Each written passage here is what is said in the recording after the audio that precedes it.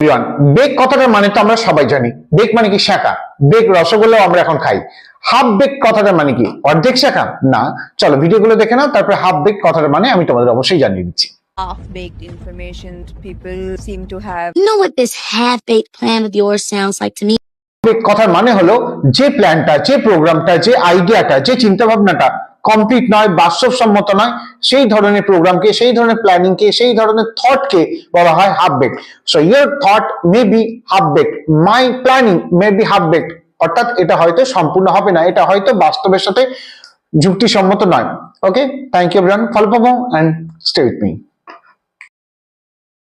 I always love street smart because I am a street smart. Street smart কথাটার মানে কি জানো? চলো ভিডিওগুলো আগে দেখে নাও, আফটার দ্যাট আমি অ্যানালাইজ করে দিচ্ছি। Had to get street smart at one point. She's not street smart. You were street smart. I'm not street smart. And I am street smart. Street smart কথার মানে হলো যাদের বাস্তব বুদ্ধি রয়েছে, যারা ভীষণ রকম ভাবে প্র্যাকটিক্যাল, ঠিক তাদেরকে বলে স্ট্রিট স্মার্টস। আমি তো স্ট্রিট স্মার্ট। কমেন্টে জানাও তুমি কি street smart. Thank you everyone, follow for more.